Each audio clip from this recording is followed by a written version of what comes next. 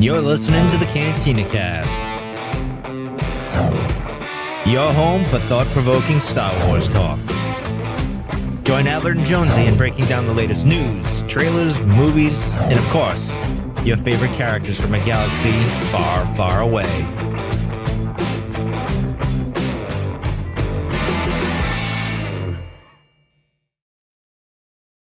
Hello, everybody. Welcome to the Cantina Cast. My name is Albert Padilla, and this is episode 575. For tonight, we are going to celebrate the life's work and the gentleman known as James Earl Jones, who in our circles is probably well best known as the voice of Darth Vader, who recently just passed away at the age of 93. And I've got mixed feelings about this show. On one hand, I'm super excited to talk about everything I loved about James Earl Jones and all the amazing work that he did all over the place, really. And at the same time, it feels kind of like, man, should we have done this show earlier before he passed? And so it's bittersweet in that regard. But to kind of help me get through all of this is Jonesy. Jonesy, welcome to the show. How are you doing tonight, sir? Yeah, you're right. I mean, it's like bittersweet. You know, you think about the loss of someone who's just been such a stalwart for our community for almost 50 years. And yet, when you go back and you start looking at the material that he's left us with, you just can't help but smile and be happy and just, I mean, you're going to miss it, but you're also just able to really kind of rejoice in it and celebrate all of the amazing work that he's done. And so it's really cool to be able to see a body of work like this, and it still brings so much joy to us, and so much of it has stood the test of time. Mm-hmm. And it's just a testament to a really special person, I think, overcoming some of the things he did as a youth, and then just all of the amazing presence that this person had. And so James Earl Jones is just a legend, of course, in our hearts and all of our audience, I'm sure. And this is an exciting show. I mean, and I'm glad a lot of people are really sad, right? And we feel need a little bit of therapeutic, I don't know, massaging here, but at the same time, I'm really happy that we're kind of turning around and looking at all the amazing things that he's done for us. And, we're able to kind of get some feelers from people around us too, to see how they felt, what was impactful to them. So This is going to be a lot of fun, I think. It's going to be a little bit bittersweet, but it's going to be a lot of fun at the same time. Yeah. And just to kind of pull back the curtain, when we said we were like, well, we need to do a show, right? And I texted Jonesy and it's like, hey, just let's call this celebrating. I don't want to call it remembering. I don't want to call it, mourning or anything. And he responded back, it's exactly what I'm thinking as well. So, it is sad, but at the same time, there's so much to talk about with this guy and everything that he's done. It's just, I can't help but smile as we talk about it, even though circumstances might make you think otherwise. So, but before we get into that, I know you want to say thank you to some very, very special people of ours. Exactly. A special thank you to all of our Patreon members, especially our now part of the tribe members: Alex, Raphael, Danny, Mike, Lauren, Dante, Riss, Justin, Jackson, Sharkman, Dan, Daz, Isabella, Uncle Leon, Josh, Jacob, and Rita Reborn, and our Delusions of Grandeur members, our top tier. Now, this is Rod Racing, CJ, and Steve. All of our amazing folks out in the live stream. Real quick, ktinacast.com/Patreon. If you're curious to check out Patreon, there are tiers for audio only, video only. You get exclusive links to our content. Anything that we do is open to you. We have great collections out there as well. And again, if you want to sign up, don't do it on the iOS app. Go right to the website. Sign up that way. It'll save you 30%. So thank you for that. Those in the live stream, if you're listening to this, thanks for the download. If you'd like to come out and visit us on the live stream, we would love to welcome you. KTTcast.com/YouTube. And you could join Skywalker's Academy, Music Train, Steph, Lauren, My Star Wars Guys, One Up versus CPU, all the folks in the background we see. We hope you'll come in and say hi. Share some of your favorite moments. Share your favorite character of what James Earl Jones brought to life. If it's Darth Vader, that is totally cool too. He's going to be at the top, top of the list. We're going to talk a little bit about that, about what is his his legacy going to be if you put it in kind of one or two characters, right? And there's a few that surface, but that's going to be a fun conversation too. So KTTcast.com/YouTube. We hope you come out and join the conversation with us. Yep. As far as programming notes, we were going to do the 50th issue of Star Wars, the main flagship comic book by Charles Soule. We're going to have to defer that one because we're doing this one in its place, but that is coming down the road here very shortly. In addition to that, we have a Patreon episode that is kind of high concept. I pitched this idea to Jonesy. It's not mine, but you should have seen the look on his face the entire time I was talking. He was like, what are we doing? So, well, I'll explain it another time because we got a lot to get through tonight, but we've got a Patreon show we've called it A New Hope, the television series. So if that doesn't, pique your interest, I don't know what else would. But next week also, Lauren and I will be back to talk about Temptation of the Force Part 2. That'll be a lot of fun. We had a great time. We went almost an hour and 50 minutes on Part 1, which was only supposed to be an hour and a half. But, there's a lot to talk about there. So Well, when you have like 60 chapters in a book, I mean, what do you expect, right? Yeah, but it'll be fun to kind of wrap that up and kind of give our final thoughts and impressions as we are on the cusp. Where we're literally about to head into phase 3, wave 3 of the High Republic. So super exciting stuff there as well. Okay, let's see. Did I cover everything? I believe I did. Let's get into the show. And I want to just kind of I posed this first question about what is your relationship like with James Earl Jones? Now, of course, neither one of us has any real relationship with him. But this is we where share a last name. I don't know what you're talking about. Oh, that's very true. I don't know. Maybe you guys are long descent. He is part Irish, so I don't know if you've got any Irish in you. No, I'm not. Okay, well, there's that bridge burned. But I say relationship because, and I want to, if you don't mind, I want to go first here because I just want to explain where the context and where I'm coming from. For a lot of us that went through the dark times where after Star Wars was over and we were wanting anything and everything that had to do with Star Wars, it just wasn't there. And so what we ended up doing, a lot of us ended up doing was we started following up like on, okay, what did James Earl Jones do? What did Han Solo? What did Harrison Ford do? What did Mark Hamill do? Right. That was how we got our fix. We'd go back and watch a lot of the old movies and just kind of learn more as much as we could about these characters because there was a huge absence of anything new in Star Wars. And so for me, this is one of those characters. I had large aspirations of going into theater. And once I started doing the research, I was like, oh my God, this guy got all the accolades. I mean, he'd already won a Tony at this point. Huge, prolific person in the theater, in the theater business itself, right? Doing multiple plays at once. And so it was something that I latched onto for James Earl Jones in particular because of his background and where he had come from and the amount of work that he had done so far. And so in that process, you do start to feel like, oh, I know about his personal life. I know about, what works he did and what really inspires him. And I don't know. It just felt like I had a relationship with him. And that's not to say that's absent today. I mean, I think we all do that to some extent, right?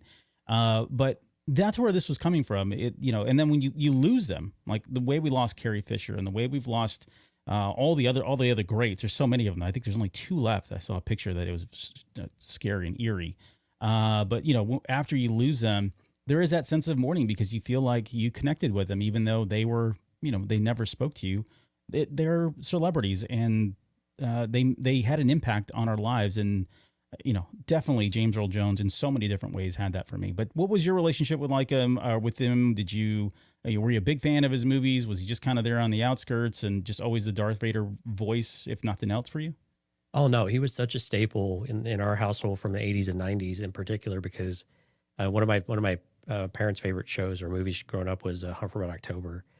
And his, James Admiral Greer was just an amazing presence. And of course, he was in several Tom Clancy movies, for the Jack Ryan series of movies there with both Harrison Ford and Baldwin. So, but we'll talk about all of the films, but he was just such a staple. And each of the characters were still that regalness that goes with him, but also they were still so James Earl Jones, and just the presence that he brings to a role, it just lights you up and it just instantly grabs you, and everything in the scene just fits better. Everything just works so well around him. But he was just always present. I mean, he was in so many films. I think I saw an estimate of over a total film and TV credits, like over 200 or around 200 or something like that, which is incredible. And I've seen some various numbers about what the movies are, but you think about some of the biggest movies, the most important movies, I think, of your and my lives, Star Wars is part of that, but things like The Lion King, these massive hits and massive things that just build your legacy. He was a part of so many of those, and just so many of these, even if they're not the primary part, they're a supporting role.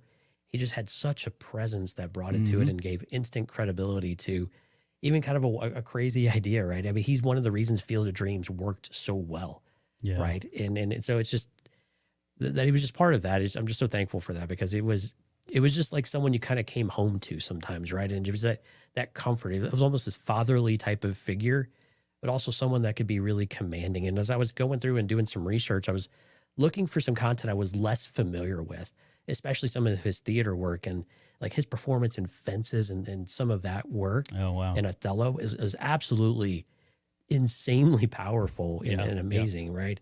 And so it's just the things that we're not necessarily exposed to in the mainstream is such a body of work, like you were saying, dating all the way back to like the 50s and 60s of what he was doing. It's just incredible. And so thankful and blessed that we had this amazing actor, and his views on things and the humbleness that he brought with it when he would be interviewed. And you could still see the joy he got from doing his craft and bringing things to life, and never took it for granted. And so it was just it's just great to see people like that exist. They're not jerks, and they're not overinflated egos. They just accept it, know it can all disappear in a heartbeat with this industry, but continue to go to work, continue to want to be better. No, it's not your best. No, it's not your worst. Just do better the next time, and you just keep going to work. And I think like things like that, people like that, I think it almost feels like we're missing a little bit of that in the mainstream these days of the people who just kind of pull your boots up and get to work and let your work do the talking. You don't have to go do the talking for it. Yeah. So I'm just so thankful for that type of persona to come around with James Earl Jones. Yeah, and certainly a great ambassador for Star Wars. We'll get into that here, of course, a little bit, and just his relationship with the character, and just the self-awareness about what that meant to a lot of people, and how important his voice was to that character was never lost on him ever throughout his entire life. So, and of course he did just pass away a couple days ago. I believe that was on the 9th, and we had a couple people chime in. I've got some stuff here from George Lucas. I want to start with his, and I'll just kind of read it and kind of get your thoughts on that one. But George Lucas chimed in after he died and said, James was an incredible actor, a most unique voice, both in art and spirit. For nearly half a century, he was Darth Vader, but the secret to it all was he was a beautiful human being. He gave depth, sincerity, and meaning to all his roles, amongst the most important being a devoted husband to the late Cece and dad to Flynn. James will be missed by so many of us, friends and fans alike.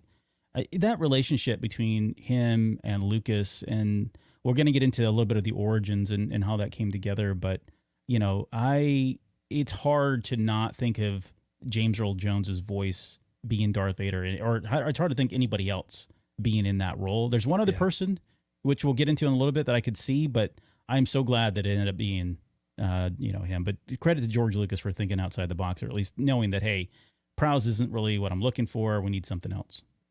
Yeah, and I don't know that everybody knows the story behind why James Earl Jones didn't take credit for the first two movies. Like, you won't find James Earl Jones's name in the credits of Star Wars or in Empire Strikes Back. And that's because of the immense respect that he had for David Prowse in the costume to be able to bring that character to life. And he didn't want to overshadow that. And then we talk George Lucas talking about an amazing human being. There's not many people who would bypass that, especially when it came to Empire Strikes Back, to be able to want that notoriety and to be able to get work and things like that with this amazing voice that instantly captured the imagination and instilled fear in so many people, and just completely like, wow, this character you have to take seriously because of this commanding voice. And it wasn't all over processed either.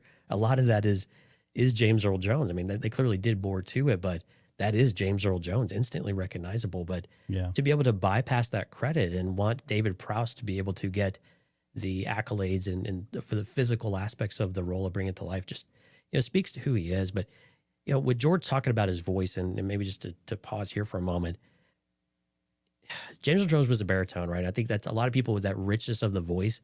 But I think what makes James Earl Jones's voice so unique and things like that was a really immaculate enunciation, which is so, on its head compared to where he was as a youth. We'll talk a little bit about.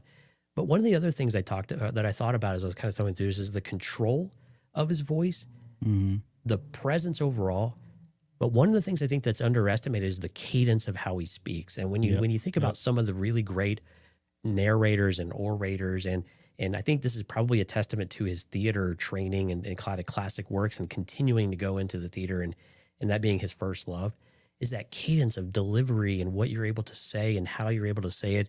You have to really think about it. You almost have to visualize your words as they're coming out to bring it all to life and project. And I think that's one of the things that makes his voice so unique, besides just the richness of it, right? I think that part always got taken for granted a little bit, whereas it's really just how he says everything and the amount of effort he puts into figuring out how the words should come across and still making that feel genuine in the process. It's just an amazing talent to be able to do something like that. Yeah. Yeah, you're right. It is a craft. And anybody Yeah. that does any kind of voice work, narration, be it narration, commercial work, whatever it is, they'll tell you it is a craft, and you do have to work on it just like everything else. That breath control and the cadence itself, and there's moments in there where, and we see it. I mean, there were moments in Star Wars. I know we're already kind of getting ahead of ourselves here, but there are moments in Star Wars as Darth Vader where some of those lines, because it's about the delivery itself. It's not the lines, it's not the words that are being chosen, but it's actually the delivery, and that is something that is a credit to him. And it's part of his craft, and he continued to refine that over throughout the many years, all the way up until, of course, he finally passed. So, just quickly on some of the other people that chimed in. Kathleen Kennedy said James Earl Jones is one of the most versatile and talented actors of our time, with an iconic body of work across film, stage, and television. The menacing baritone he brought to Darth Vader will forever be loved by fans and regarded as one of the great villainous performances in cinema. I think the greatest. But his commanding presence on screen and warm personality off screen will be greatly missed. We also had Bob Iger. Oh, Uncle Bob chimed in and said, from the gentle wisdom of Mufasa to the menacing threat of Darth Vader, James Earl Jones gave voice to some of the greatest characters in cinema history. A celebrated stage actor with nearly 200 film and television credits to his name, the stories he brought to life with a uniquely commanding presence and a true richness of spirit have left an indelible mark on generations of audiences. I mean, that is better said. That's what I was trying to say there. Beginning did a much better job of it. And then the other one I have here is Mark Hamill, which he did too. He kind of did an official statement release that went out, and that was he said one of the most finest actors whose contributions to Star Wars were immeasurable. He will be greatly missed. And then on Twitter, all he responded with was "Rest in peace, Dad," with a little heart sign there, which that's typical Hamill. Right. But yeah, good to see that everybody reached out. And I hadn't had a chance to go back to see, did Ford say anything or any of the other folks yet. But as of at least of this show, that was who had already chimed in. So great to see that even the U.S. Army, we'll get to that here in a little bit too. There was a ton of posts. I mean, there's a huge outcry of support and just acknowledging all the work that he did from everybody, from all these folks to CNN. The U.S. Army chimed in as well. And it was just great. It was great to see that many people come and just want to show their respects to James Earl Jones and then certainly his family and his legacy. So I'd actually forgotten he was in the military for a short time. Yeah. Very brief time. We're going to get into that right now, as a matter of fact. So I kind of want to just, this is going to turn into the basement in some regards, but I do want to just kind of talk about what he went through in his early life. And some of you guys have already probably heard this. Hopefully some of this may be new to you, but he's got such a fascinating history before he even gets into Star Wars, before 1977 rolls around, or 76 when he officially accepted the role. But he was born in January 17th, 1931, born during the Great Depression, which I always find fascinating and pay all the respect to people that grew up in that generation. They're amazing people, to your point here. The work ethic and just the groundedness that they seem to have is just, it's so admirable. But born in Arkabutla, Mississippi, raised by his grandparents on a farm. And the story goes that his mom and his dad, once the baby was born, his dad like took a look at him. I think there was a thing where he talked about he raised him up, and James Earl Jones said something as a very, very young baby, infant almost, and dad left, like just was out of there. And we're going to come back to that because there's kind of a little, happy ending to that little story there. But right after that, his mom, I think within a year, the mom and dad separated. The mom ended up having to go back to work. She gave the baby to the parents, and he was raised almost exclusively by his grandparents for a number of years. And they moved from Michigan to Mississippi, or to Michigan, sorry. Yep. And when that happened, that was so traumatic for him that he suddenly developed a stuttering issue. And he even has it to this day, but he credits, or I guess I wouldn't say credit, but he says the reason why he got that was because he ended up moving. It was so traumatic to him, having, left the land and where he grew up in his whole life, his whole identity was suddenly picked up and moved like that for him. So that was very traumatic. He struggled with that speech impediment, the stuttering, for a number of years. And then from the ages, and I want your thoughts on this, because this is one of the few things, or one of the several things that I find just absolutely fascinating. But from the ages, I think from 6 to 14, he didn't speak to anyone because he was primarily embarrassed by his stuttering problem. but that's 8 years of not speaking to anyone. And I think he even said that his mom and he did, talk to the animals on the ranch and that sort of thing. But when it came face-to-face contact with another human being, he didn't speak a word until age 14, until he got into high school. And to think of all the things that this guy does, right? What is he best known for, arguably, is his voice. And he didn't speak for 8 years. That's just crazy to think about. It's incredible. I mean, but it goes to the power psychology of how impactful something can be. And you can respond in interesting and different and unexpected ways and in severe ways. And I think that's what he's talked about in many of the interviews. It was so traumatic, and it was just so a complete turnaround of his life, and everything felt foreign to him. Nothing felt right. And he developed a stutter where he couldn't even complete sentences often of the time, and did not want to speak to anybody. And you're right. He basically did, sounds with animals but no real dialogue, right? No communication with others to where he would hold a conversation or anything meaningful for any extended period of time. And, for his, I think, English teacher, when he turned 14 or when he was 14 years old, to be able to get him to read his own poem. Because I guess the story goes that he wrote a poem, and his English teacher said, this is really good, but I don't think you wrote it. Yeah. Right. And so he was like, you need to read it to me to be able to tell me that you did it. And so the story goes, he read it without any kind of stutter whatsoever.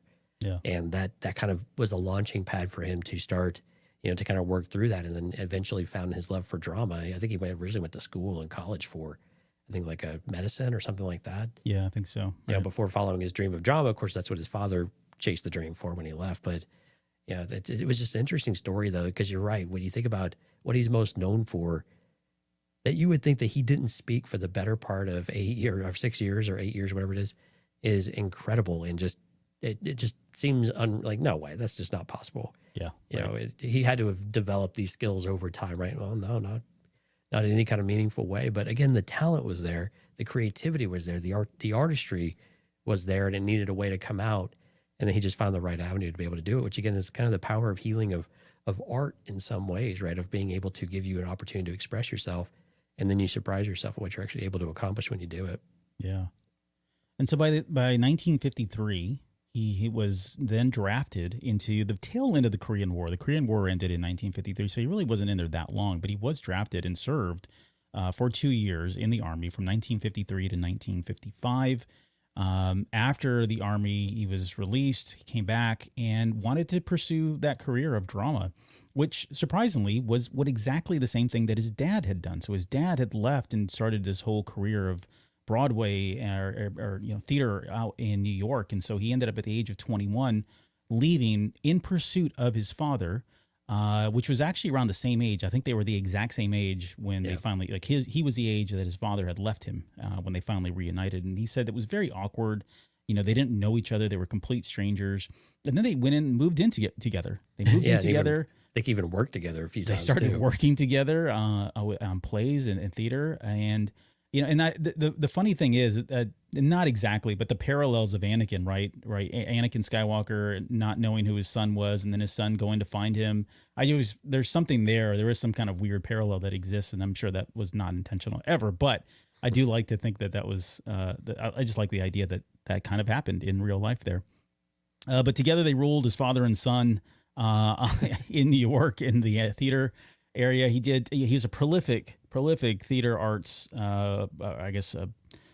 doing plays. There was, I think, 18 plays in 2 years is what he was doing. There was an interview where he was talking about how he was doing multiple plays at one time. He'd go do one act, and as soon as his part was over for that first act, he'd run down the alley, go to the next theater next door, a couple blocks or whatever it was, put on his costume, jump right out and do the next play, and then go back and forth, right? I think he called it hustling, was the word that he used. Called hustling, yep. Yeah, but, and he said that wasn't actually uncommon. That was something that people did because they wanted the experience. More than the money, they wanted the experience. They wanted to continue to refine that craft of performing. So eventually he makes his way to The Great White Hype, which is 1967 at this point. This is where he wins the Tony for playing Jack Jefferson.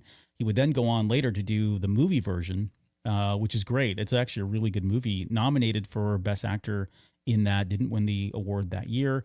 He eventually, his first real part was in Dr. Strangelove as the Bombardier. Right. And that movie is like, I think it can be hit or miss for a lot of people. It's one of my It's Stanley favorites. Kubrick full, like through and through. Oh yeah. It's Stanley Kubrick, right? No, good point. If you know what we're talking about, then you know. But that movie, I do love that movie for a lot of reasons, and there are parts in there that are just so bizarre and so weird. But that scene, Slim Pickens, woo woo. yeah, where he like goes down, yeah.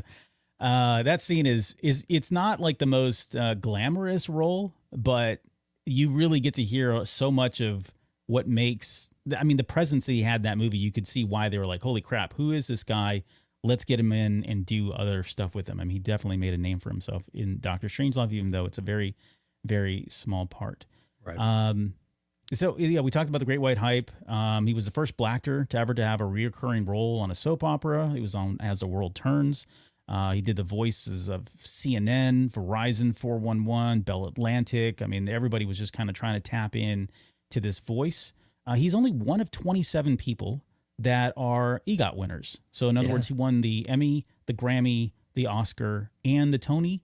In 1991, he won the Emmy for actually two, Gabriel's Fire, and then he won Best Supporting Actor in a show called Heat Wave. In 1997, he won the Grammy for the Best Spoken Word Recording for Great American Documents. There's also, he did the Bible at one point, if you've ever heard that. Like, I don't know if you're religious or you just want to hear what the Bible sounds like and have that feel like God is talking to you and telling you firsthand what's going on. And listen to those. It's pretty amazing. There's so much energy that goes into that. He won his Oscar in 2011 as an honorary. So it wasn't the work that he did, but it was kind of one of these lifetime achievement things where they're just honoring the total amount of work he did. And then, of course, he won the Tony in 1969, 1987, and 2017 for The Great White Hope. Fences, oh my God, Fences is amazing. Yeah. And Lifetime Achievement Award in Theater was the last one in 2017. So let me just pause there. Anyway, and what wasn't on some of the sites, everything was actually the Disney Legends Award that he just got. Oh, yeah, that's right. He got that. In 2021 or 2020. It was not that long ago, a couple years ago. Yeah, just recently. So Disney Legends as well being honored in that way. It's such an incredible career, right? When you think about all the work he's done and you think, he's been nominated for, I don't remember how it was, like a dozen or more awards, and only won maybe a handful of times, something like that. When you think about his body of work, though, you're like, wow, it's incredible he hasn't won even more, because everything he's done is recognized as just amazing material.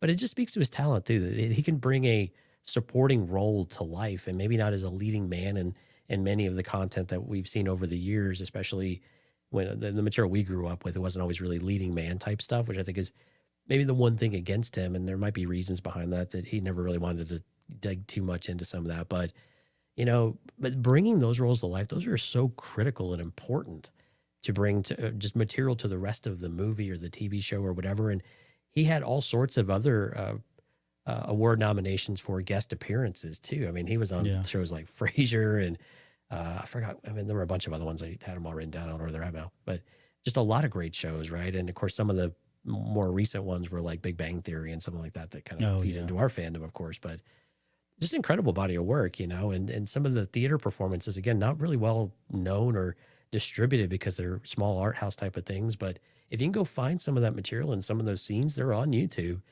and they're absolutely stellar. And you don't even have to be someone that appreciates or really gets into the theater to be able to really feel connected with the scene that's going on. Yeah. And be able to really identify talent when you see it, like, wow, that's different. That's exactly something special. Yeah, I mean, it's just a different level, right? And I think Fences is such a great example of that. So these are just really amazing material. Again, all the way back to like I think his Broadway debut was like 1958. I think so. If you just think about the body of work, and I think his last official movie was 2021 or 2022. I think something like that. And it's just incredible that for so long he was able to sustain this and still do it at such a high level.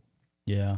I mentioned earlier, so my major in college was theater arts, and his work was just something that you at some point were forced to watch. But if you were trying to really do anything or appreciated the craft, you owed it upon yourself to go look and see the stuff he did, whether it was Othello. I mean, he did a number of Shakespeare plays, but Othello is one of the ones, like one of the more powerful roles that he's ever done.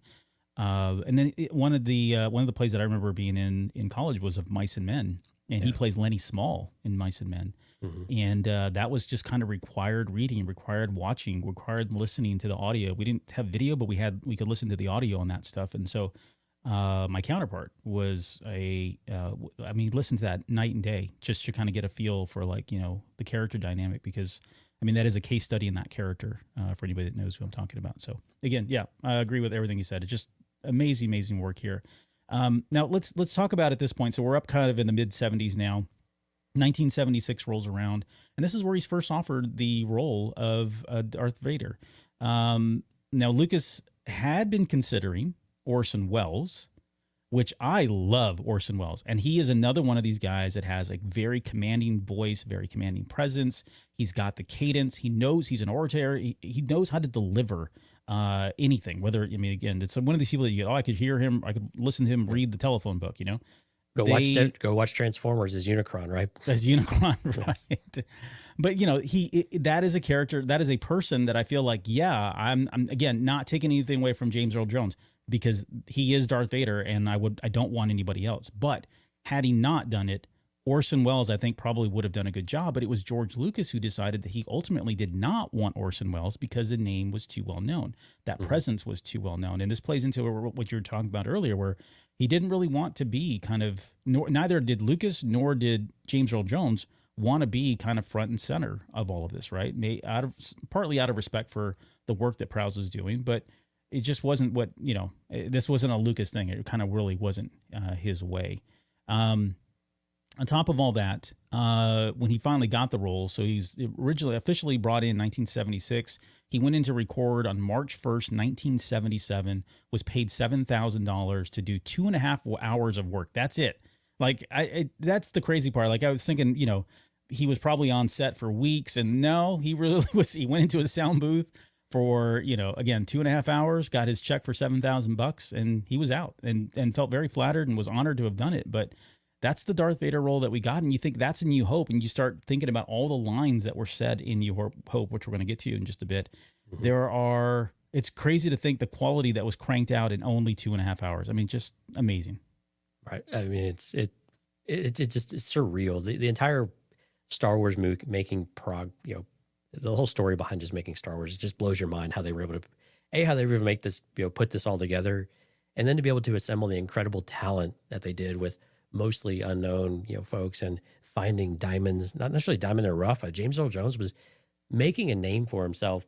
It was just in a different way and kind of more behind the scenes type of way, but someone that was instantly recognizable and well respected, I think, in the industry, but not necessarily like leading man material type of things, right? And things that would be front and center. And, George Lucas, always someone that identifies and is able to find talent, and be able to plug some of that in, and just struck absolute gold with this cast, of course. And for sure. James Earl Jones to really pull it in. It was just a bit of a last thing because I don't think they really had a plan, so to speak, in some of this stuff, right? If they originally were just maybe entertaining David Prowse, it's just what just wasn't working.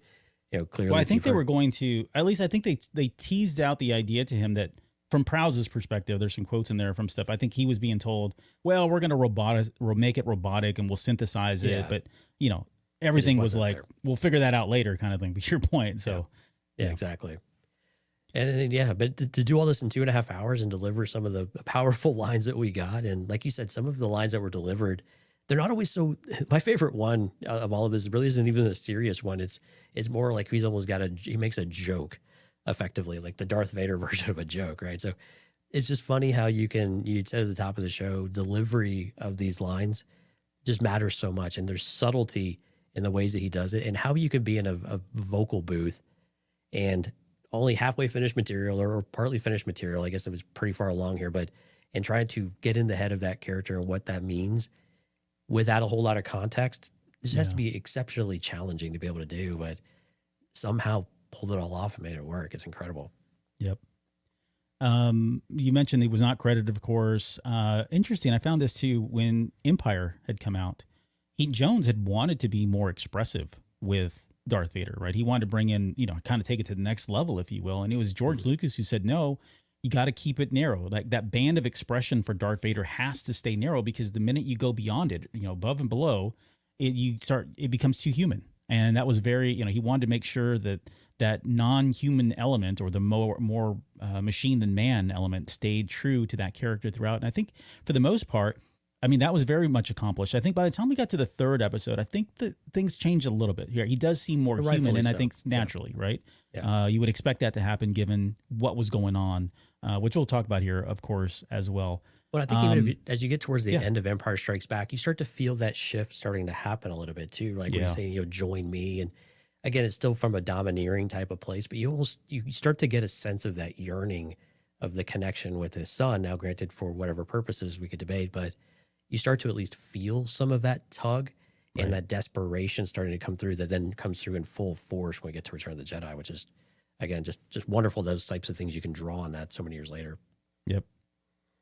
For anybody that doesn't know, the voice or the sound of the breathing, that was Ben Burt, of course, infamous Ben Burt at this point, using scuba diving regulators to provide the sound. Of course, we would be remiss without talking about, I would say it was controversial, but there was, I think from Prowse's perspective, he always felt like, hey, I'm the character and I don't get all the credit for it, but we got to remember Frankenstein. He was basically, Darth Vader was Frankenstein, and he was literally Frankenstein in the movie, which I thought was kind of interesting as well. But you had David Prowse doing all the physical work for the most part as the character. You had, of course, James Earl Jones providing the voice, and then later on we get Sebastian Shaw, who's the actual face of him. I found something from Eric Townsend. He's the author of The Making of Star Wars Timeline that kind of speaks to this. I just want to get your thoughts on this. But he says this is about the voice and how Prowse was not in the know sometimes on what was being said. Right, the lines that he was saying would be changed. Some of the lines would be changed, and one of the more infamous lines is the "I am your father" line. Right, and Prowse had no idea. And so this is from Eric Townsend. He says during filming that Darth Vader was Luke's father remained a secret, even to the most of the crew and actors throughout most of the production of the film. The famous "I am your father" line was not written into production scripts.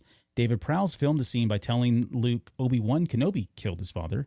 Director Irvin Kershner and Mark Hamill were the only people on set during shooting that knew the actual dialogue of the scene. James Earl Jones was also let in on the secret as he had to record Vader's dialogue. So to think about that, and I don't know, I didn't get a chance. Were you able to find that line being said by David Prowse? I've never heard it, and I looked on YouTube. I couldn't find it.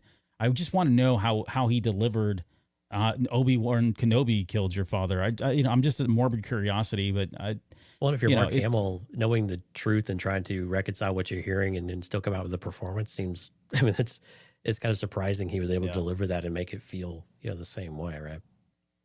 But the other aspect, go ahead. It's an incredible story because, and I could see it from David Prowse. I think, to bring it back to James Earl Jones, though, the James Earl Jones, when he did interviews, continued to acknowledge the work that made Vader's voice come to life with Ben Burt. He didn't always get the names right, but always mentioned David Prowse.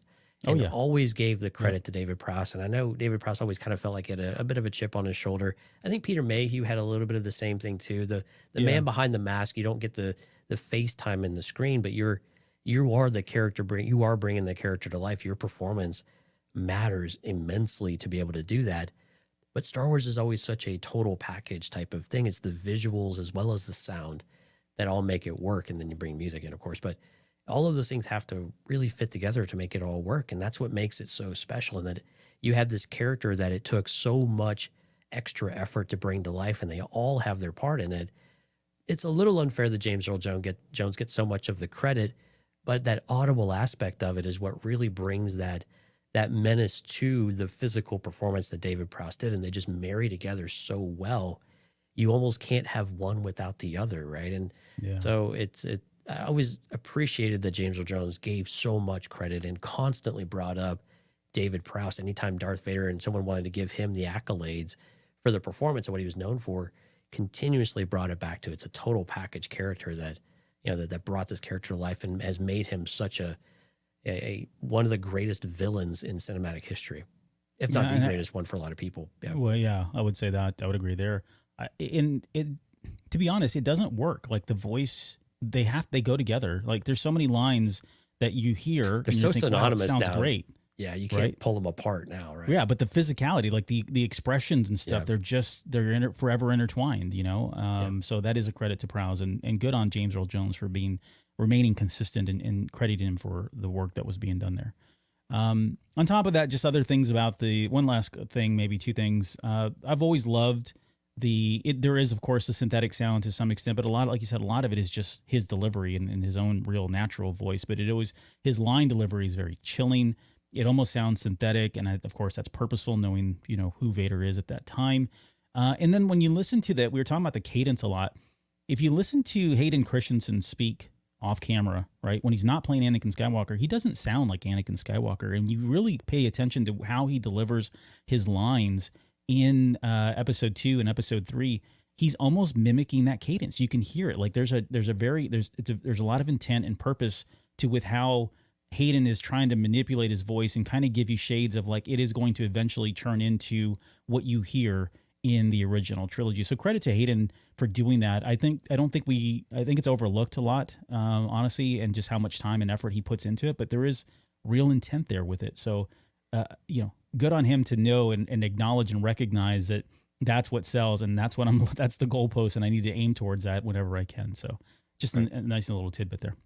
Yeah. So let's get to some of the fun parts. So, what are your favorite quotes from Darth Vader across the original trilogy? What are some of like the stalwarts that come to your mind that really bring you joy and happiness here? Well, there's memes with Vader now, right? Everybody knows the the no meme that was out there in rare form, great form after the prequel trilogy came out.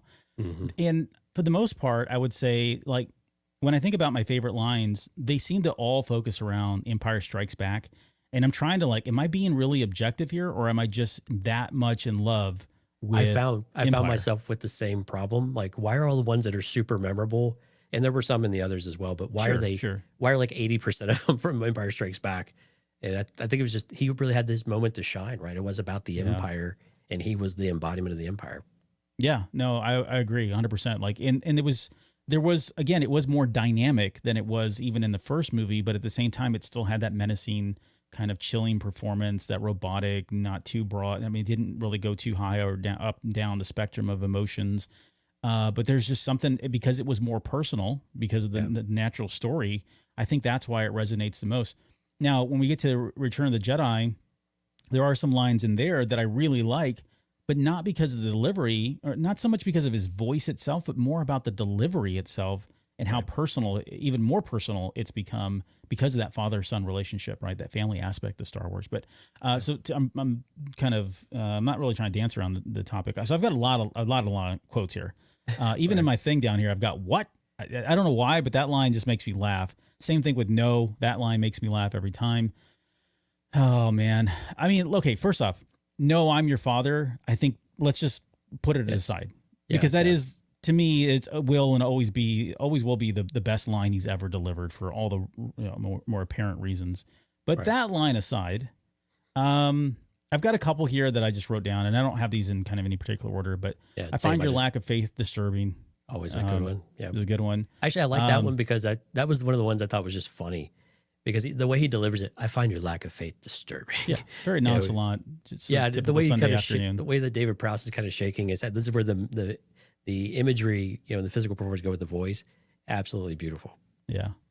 I have always loved, and one of the reasons I was so excited about the Kenobi series was the whole line of "the circle is now complete. When I left you, I was but the learner, but now I am the master." I mean, that line, not only in the deliverance, but then just what is he talking about there? The mystery, the intrigue there of what he could possibly be referring to has always stood with me. I mean, geez, man, every line on Bespin, right? Together we can rule the galaxy as father and son. You don't know the power of the dark side. Yeah. Alex had chimed in on one of my personal favorites, which is "all too easy." I mean, I don't know how many times I've quoted that and said it. Just it works everywhere. Yeah, everywhere. Even when you can say it just, and most people don't even know what you're talking about these days. But there was a time when you'd say that line and some people knew it, and you're like, or you'd say it in the voice, "all too easy," because it's just an incredible, small little line there. Right. Same thing with "you are beaten." I've used that so many times on my kids when I've beat them in anything, whether it's a board game, basketball. I will throw that line out there to rub. I'm not really nice sometimes to my children, because I think there's a life lesson there in losing. Impressive, most impressive. Yeah, Dale just put again. that in the chat as well. Yeah. Oh, did he? Oh, yeah, Yep. right on cue, man. Good job there. That name no longer means anything to me. That's another, and more again, probably because of what's going on in the scene more than delivery. The one I got two more, and the last one will be my favorite outside of I Am Your Father. The next one is just, this is the one that was like one of the more humanistic ones, and it's at the very end. It's in Return of the Jedi, towards the very end, where he says, "It is too late for me, my son." Yeah. There's just something very humanistic about it. You can feel the emotion from Vader for the first time. You know, Anakin Skywalker is suddenly present. And we did a whole show with Josh about this a number of years ago, I think, on a Fact Boy, talking about our favorite moments from Return of the Jedi, as a matter of fact. But we kind of broke this scene down, and I think, at least I don't know if, I can't remember who was agreeing or what, but I think we all kind of felt like that was the first time Anakin was really starting to surface.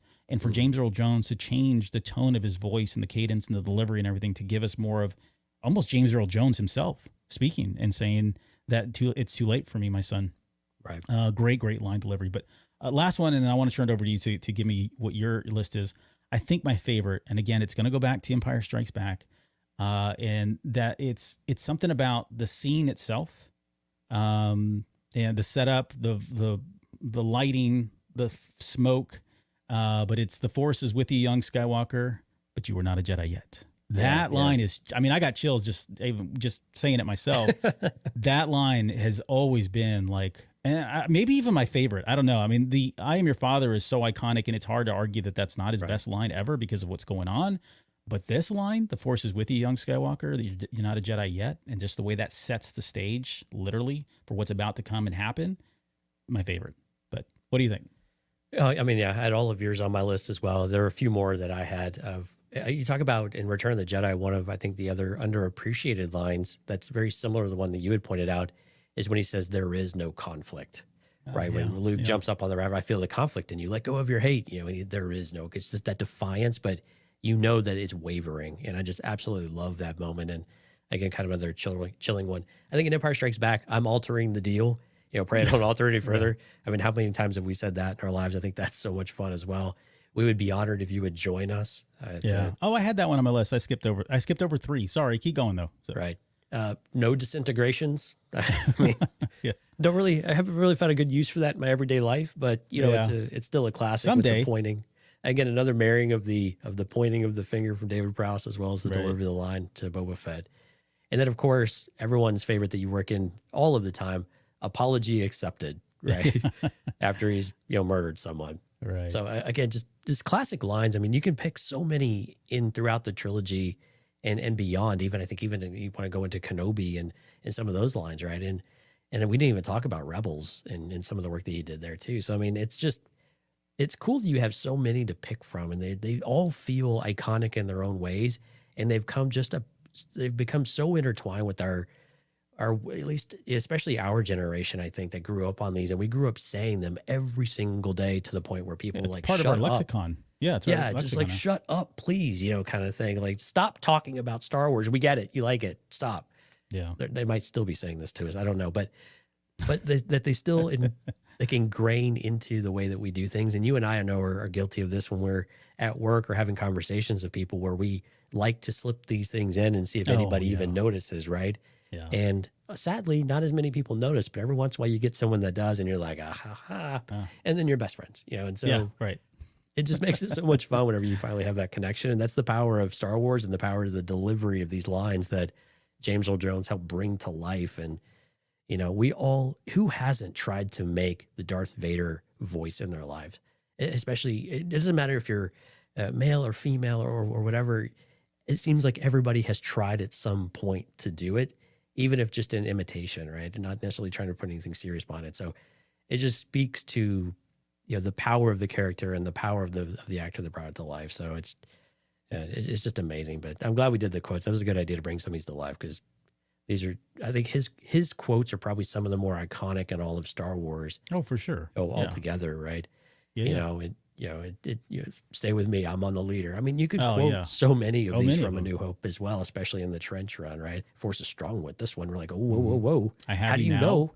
I have you now. Yeah, it's just, man, So many.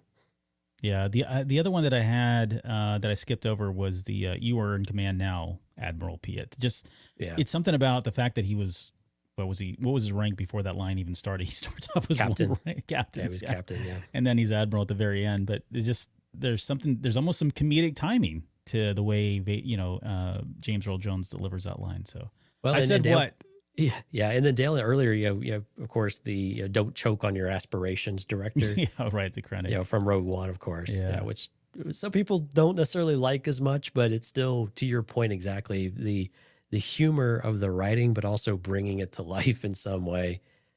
It just somehow it still works.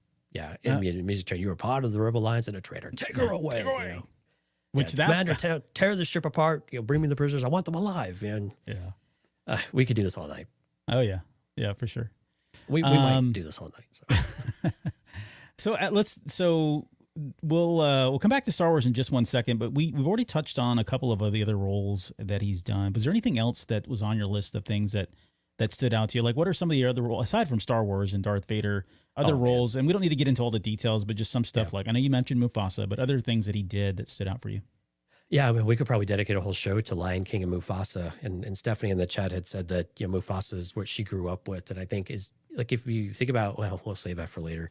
I think Mufasa is one. We'll come back to that one. I think King Jafar in Coming to America. He's on my list. Yep, is one of my favorites. Like, we have a fine selection of brides for you, my son. Like to put James Earl Jones as a king of a country is just so perfect. It's just with a massive lion on his shoulder, like an absurdly large lion hanging over his shoulder. Yeah. Oh, it's so, man, it was so awesome. And so I love King Jafar, and the name itself is just so ridiculously funny. We talked about Admiral James Greer from Hunt for Red October and the other movies. Yeah. Of course, Terrence Mann in Field of Dreams. I mean, one of the most iconic speeches in cinematic history. And of course, one of the most quotable lines of, build it and they will come. Oh, right? If you build it, they will come speech. That's iconic. Yeah, and Dante and Utini, I had reached out to some Patreon members to get some things. And one of the things he mentioned from Field of Dreams was how James Earl Jones says baseball. He goes, baseball. I mean, it just enunciates each word. And I didn't even think about it until Utini brought it up. I was like, baseball, and it's just so enunciated perfect. So that's another great one. One of versus CPU just threw in the chat. And what's interesting, I was asking people around me, like, hey, because they all know who James Earl Jones is. Everybody knows who James Earl Jones is. I was like, hey, what iconic roles come to mind besides Darth Vader for James Earl Jones? Like, what really speaks to you? And I was telling you before the show, it surprised me how many people said the Sandlot as Mr. Myrtle. It's kind of a bit role. He's the blind former baseball player. And I was like, man, what is so memorable about this role? I haven't seen this movie in forever. I think it came out in 1993 or something like that. And it's just such a different character for James Earl Jones. It wasn't as serious. He was smiling. He was laughing. Super jovial. Yeah, wow. And engaging with children and that spirit of baseball and how much it meant and the life behind it is just a very different James Earl Jones coming through. And I was like, I could see why this really resonated with people, especially people maybe slightly younger than you and me who really grew up with this type of material. So Sandlot was something that came up actually way more often than I had anticipated. I thought like Mufasa would come up, and that was the most common, but Sandlot came up very, very quickly thereafter. And then I think, and I'm kind of stealing all the good ones, but Alex, of course, said this at the top of the show. Thulsa Doom was it maybe for some of the really great reasons, but then some of the wrong reasons too. Like, I can't get over the wig with the really straight hair. It was just so odd. Hair was really popular like in the 60s and 70s. And of course, Conan the Barbarian was like 1982 or something like that, like right at the beginning of Arnold Schwarzenegger's career. But still, it was the commanding presence of that role, and you actually feared this character in a certain extent, to a certain way. And you could probably talk more about this one than me, but I just remember seeing that growing up, and I was like, that's a really menacing character. But that wig is something special. So, right. Other things were more like you mentioned it before, the narration stuff. Mm-hmm. This is CNN was just iconic, and the voice of CNN for so long. I think the two things that don't get as much notoriety or remembering is he narrated the Malcolm X series, as well as Disney's Earth. and Oh yeah, I forgot the about Disney that. nature thing. Good He call. narrated Yeah. Earth, and that was such a great piece of work. When you think nowadays, that's like a Morgan Freeman type of thing, right? And Sure. you kind of still feel that. I was talking to another coworker, I think it was yesterday, and that classic theater kind of training you see it like Morgan Freeman and James Earl Jones kind of cut from the same cloth of sorts of how they deliver and their presence, and of course the richness of their voice and all of that. But with some of these narrations and the overdubbing of the story and narration really come through, and they bring that material to life and give it a seriousness and a gravity that you otherwise may not normally have. And their presence really brings that forward. But yeah, the Earth series was actually fantastic as well. Yeah. No, good call on that one. I had completely forgot about that. It's not. I don't have that one in my notes. I think I have. I think you went through all of the ones I had, and we did not share notes beforehand. I had Field of Dreams, the "If You Build It, It Will Come" speech. One thing it's interesting I found on the Sandlot. So Patrick Reina is the actor that plays Ham in the Sandlot. And now Sandlot is not a movie that, like, I was much older at that point, so it wasn't a movie that I was rushing out to see. It was kind of aimed towards kids in a lot of ways. At least it was marketed as such.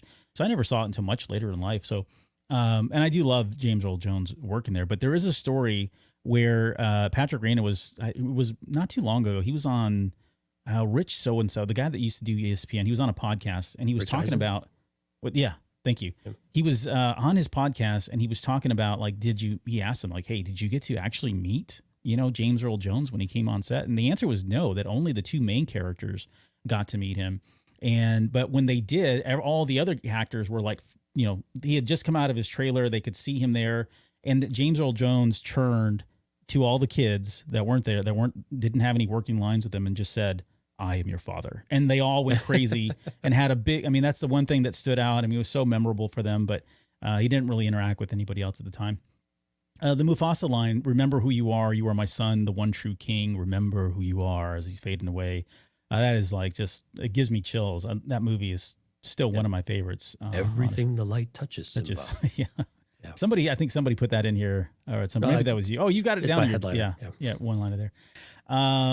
Let's see, what else did I have? Okay, so I think I've said everything else. I do want to just bring out one thing that I found out in research. This is from Craig Miller. Craig Miller was the director of fan relations from 1977 to 1980 for Lucasfilm. And I don't remember where I got this from, but he says back in the early 80s, 800 numbers were relatively new, as were answering machines. I came up with this idea for The Empire Strikes Back, where you could call an 800 number from anywhere in the U.S. and get a message from one of the characters telling you what was going to happen in the movie when it opens. I wrote and produced all of those, and we recorded Mark Hamill, Harrison Ford, Carrie Fisher, James Earl Jones, and Tony Daniels doing their messages. Then, at the beginning of January, now imagine, so you could call an 800 number and get any one of these people to answer, which was, I know it doesn't sound that was a big deal, fascinating, but that's a big deal. That's a huge deal. He says, then at the beginning of January 1980, this was the kind of marketing that no one had ever done before. In the first week, so many people called that it completely shut down the 800 system in the state of Illinois. It just completely overwhelmed the equipment, and we ended up getting so much more publicity for that than we tried to generate publicity for it. So they got more publicity from the fact that they shut down the Illinois 800 toll system than just going out and doing general marketing. But can you imagine calling an 800 number and hearing one of these people answer? And you could pick. I went and looked at it. You would dial 800 number, and then it would like press 1 to talk to Luke Skywalker, press 2 to whatever. But I couldn't find any details. They probably weren't keeping data on like who got the most pushes, right? Was it Vader? Was it, and I would imagine it's probably Vader or Luke Skywalker, given how popular they were. But yeah, I think he did Hummer at one point. He did Chrysler. Again, it's just on and on and on. You go look at his work, and it's just a long, endless list of stuff that this guy kept busy with over the years. But I do want to kind of wrap things up here and just to kind of bring it back to Star Wars, something here that just recently happened. As you all know, he officially, or maybe you don't know, he officially resigned as the voice of Darth Vader in 2022, so a couple years ago. And this was right around the time that Kenobi had come out. And so when Kenobi had come out, and we kind of talked about this, I think, when we did our breakdown of the Kenobi series. Yeah. He didn't do the voices from that, but he did sign over the use of his voice for Darth Vader for practically ever to Lucasfilm. I think it was Ben Burt, if I'm not mistaken. Oh, no, it was Matthew Wood. Matthew Wood approached him and said, hey, we want to use your voice. Would you be willing to kind of sign it over? We'll use AI. And at the time, they found a company in the Ukraine called Respeecher who ended up doing that voice. I went back and listened to it as part of the homework for the show. I went back and listened more closely than I think I'd ever had. And that was a really good job. And like that was, 2 years ago, which is a lifetime, several lifetimes in the world of AI. Right. I'm excited to see like I'm a proponent of this. I don't mind. I actually like it. I think I've said this on so many times on the show. I do feel like these characters are bigger than the real life actors. And I love when people like James Earl Jones acknowledge that and be like, no, this is something I created. It needs to live on for generations, right? I love that approach. I think it speaks so much about their character and it speaks very highly of them. But I love this idea and I want to see where this goes. Like there was another line, I don't have it in front of me right now, but there was a line from George Lucas and Dave Filoni when they were talking about Vader, and Dave Filoni took the direction from George Lucas when things were being transitioned. And basically the approach was, look, Vader needs to be kind of kept on the sidelines, right? We should never have like a full front and center movie all about Vader, although we had the prequel trilogy. But you know what I'm saying? Like he needs to be used sparingly in that regard. And Filoni has taken that to heart. So I don't know that we're ever going to get major roles or massive dialogue sessions with Darth Vader. We're going to continue to get what we've gotten as long as Filoni's at the helm. But the point of this is this voice, this iconic voice of Darth Vader will live on long past you and I and be available for generations to come. And that's pretty special considering how amazing this character is and who I think is the greatest villain of all times. Yeah, it's special whenever you can come to an agreement. I think if you can do it the right way and you make the right agreement, everybody wins, hopefully, in this scenario. And I think hopefully James Earl Jones and his family, they've come to an arrangement that helps to continue to help the family well past his passing here. And again, we benefit from from a fan perspective that we're able to get the voice of Darth Vader. And you're right, the Kenobi lines still hold up really well. When we covered the series, there are moments, right, we can kind of tell. But like you said, AI has improved so much the last 2 years, and it's improving at an exponential pace. And so to be able to theorize what might it do now compared to what it did then is pretty incredible. I've always been a little unclear what the actual terms of that agreement are. And the reason why I always get a little hesitant, of course, now there's news coming out about Peter Cushing, right? And whether or not they really had the permission, all of the permissions they needed to recreate Peter Cushing in Rogue One. And there's going to be there's a lawsuit and everything going on with all of that now too. So it's kind of relevant timing as we talk about this with James Earl Jones, who got to make the decision on his own and find the right set of terms so that it's very clear that it's okay to use it and define all of the scenarios so that we don't want this to be tied up in legal battle, right? And that's not to diminish Peter Cushing's contribution as Tarkin, but I think when you're talking about the voice of Darth Vader, this is something that is truly embedded within the DNA of Star Wars with an iconic character. And I like that George told Darth Vader's story. So that we would not have anything with Darth Vader being the main character makes a ton of sense. We had the Clone Wars with Anakin. We were revisiting kind of the ancillary material of how Anakin has influenced others with Ahsoka. Doesn't have to play the front and center role. We did get Kenobi and Vader, which was important, but again, kind of through Kenobi's view. So I think they've done that well, and I think we're probably moved past most of that, but that they could still leverage the character and the voice of the character when it's necessary and when it brings something to the story, I think is really nice to have, and that flexibility is really important to have. So I was really happy that we have the technology to be able to do that, but also that James Earl Jones recognized. I think this goes to his humbleness and humility of saying, yes, my voice is one of the most iconic and things, without having to say that, and be able to recognize that I want people to be able to continue to enjoy the fruits of my labor and what I brought to the table for so long, especially towards the end of his career. Your voice changes. It's more difficult. You don't have the same, you're not able to deliver in the same way. That's just that's just time, right? We heard that in Rogue One, like, and no shade to him, but we talked about it. You hear the difference. Yeah. There's a difference for sure. Yeah, you definitely hear it. But again, when you go to listen to a video game, you listen to someone do Darth Vader, and many of them have done an admirable job. It's just not the same.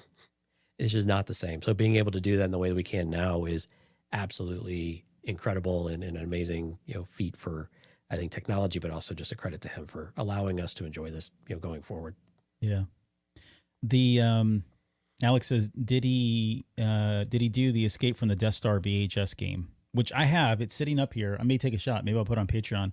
I've got the full version of the game up there on VHS and have a VHS player. I want to play it at some point, Jonesy, when you're here. But yes, he did do the voice for that game. And that game is so cheesy. But I mean, David Prowse came back as well. They got everybody. I think Peter Cushing's in that game as well. Some footage from him. But and I think if you go out to YouTube, you can see the VHS footage from the game. It was filmed exclusively for the game, which made a ton of people go out and buy it just because of that. Because again, this was around the dark times, and it's a terrible game. But he is, yes. Short answer, yes, he did do the voice for that one. Let's see. I guess let's just kind of wrap it on this note here. I mean, we've talked a lot about what James Earl Jones has done for television and movie theater and Broadway, but what is his legacy? Is it Darth Vader? Is it his voice as Darth Vader? I think people would argue it's either Vader or Mufasa, even though I know, again, he's done so many other things. And is that really a bad thing? I personally don't think he would think that's a bad thing, given what I've seen from his interviews and like you talked about the humbleness and just his character. I don't think he would think that is necessarily a bad thing. But what do you think his legacy will ultimately be? Let's just say, I don't know, 50 years from now.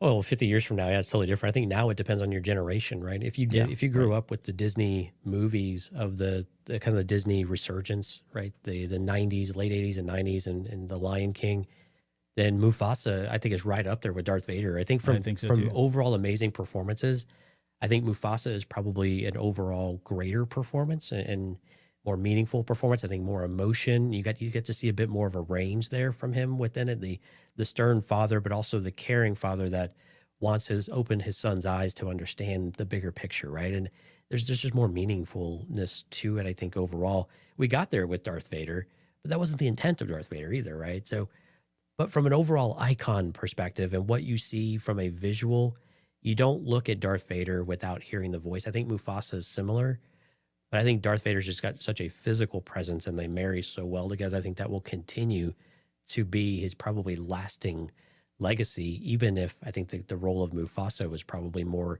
impactful overall and maybe an overall better performance in many ways. But I think with Vader, it's just synonymous from it. And I think that's a good thing. I think this is, we all want to leave our mark in life to where we are remembered. And we feel like people remember us for really great reasons, right? And for very positive reasons, and that we've contributed something.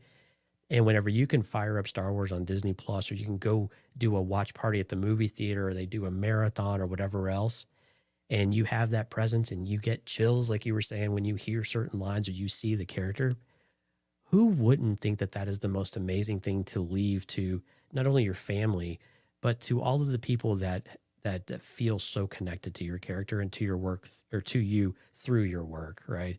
I think especially actors, they probably couldn't imagine a better legacy to leave, regardless of what the content is, but to have something that is so iconic and cinematic history in the history of 100+ years of doing cinema, to have one of the most iconic characters be something that you voiced, has got to be an immense satisfaction for him, even if he doesn't want to necessarily play it up as such. But I imagine a super amazing source of pride and something that he's really happy will continue to live on for the next 50+ years, I think. And we know Star Wars isn't going away.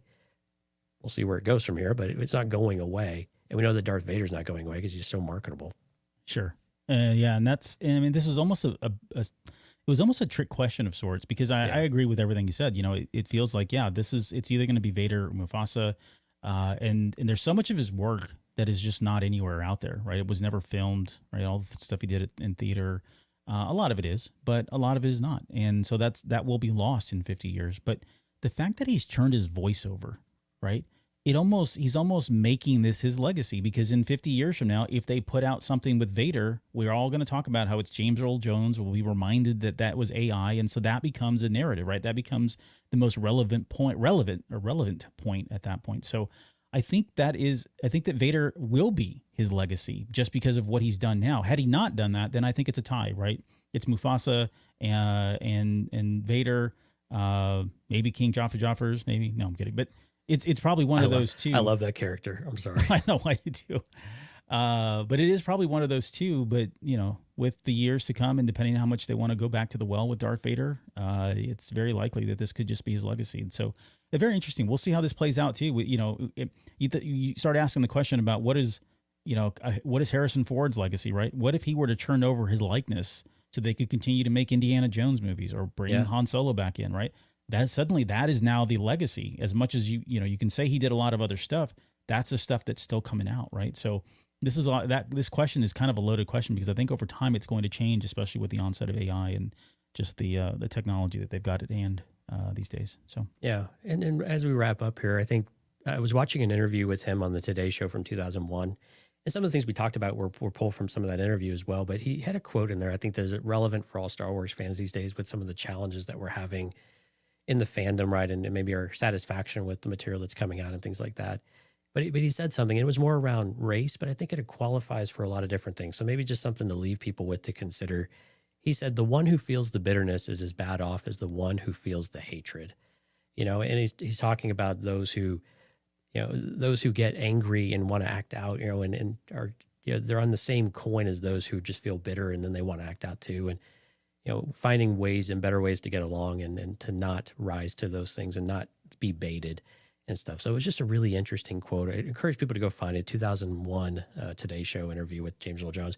Great interview. You get a really amazing idea for the character that he is and the presence that he has. But just, life advice from James Earl Jones. And he leaves us with these little nuggets here that I think are still valid as much today, 20 plus years later, as it was then. Yep. On top of everything we've talked about. Yeah. He's got a very wise man at the age of 93. So, thank you, sir, for all of your work. Alex came in. So you want to sow your royal oats? Sorry, that's King Jaffe Jaffers there. All right, hey, well, this was a lot of fun to do, and I say that with the utmost respect because we are trying to pay tribute to someone who's just passed. But it was fun to celebrate James Earl Jones and his life work, and his contribution to Star Wars, which are never going away by the looks of it, if all things prevail as they are. But before we get out of here, I know you want to say thank you to some of the folks that joined us in the live chat tonight. Yeah, and a special thanks over to Steve, who sent us a message on Patreon. He said, after watching the movie The Doors in the mid-'90s, my friends and I were inspired to start a band. We never made it out of playing in the basement, but we always thought our band name was the best, James Earl Jones. So special call out to Steve there for naming his band cool. James Earl Jones. So the amazing band that never quite made it out there. But yeah, thanks so much to everybody who came off the live stream, cantinacast.com/YouTube. If you are curious to come out, like these amazing people, Skywalker's Academy, Music Train, Steph, Lauren, my Star Wars guys, Alex, Fighting Arrow, a salute back to you as well. So thank you all for coming out. We see all you folks in the background too. We hope you enjoyed this. Yeah, please do like and subscribe if you want more of this type of content. And like Albert said at the top of the show, we've got a lot of great things coming for you. More High Republic stuff from the books, part 2 of Temptation of the Force, all the spiciness coming yet to come. So, and amazing. We're going to cover some of the comics and things like that as we start to prepare ourselves for more new Star Wars content in Skeleton Crew coming in December. So stick with us. We hope you enjoy what we have in the meantime, and new content, fresh content, and maybe the freshest type of content we've had to Star Wars in quite a while coming. So we'll have to see what this brings us. And don't forget, next week, at some point next week or within the next 2 weeks, we will be doing our Ahsoka 1 year later show. So that's a retrospective look on the Ahsoka series and its legacy and how things have changed, or it has, how much of the landscape has changed in Star Wars as a result of the Ahsoka series. So that'll be fun to kind of, it's going to be fun for me because I'll get a chance to selfishly go back and watch that series, which I really, really enjoyed, but I am looking forward to that one as well. So, all right, guys, thanks everybody for coming out to the live stream tonight, and join us this weekend when we come back with another show. We'll see you then.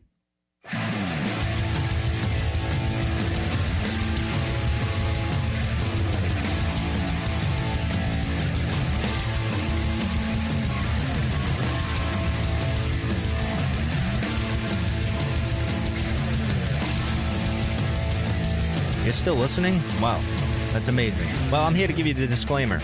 Normally we do a big, long, drawn-out disclaimer thing saying what's what and who's what and all that other stuff, but I think you guys kind of know that Lucasfilm and Disney have no affiliation with us at all, and we have none with them.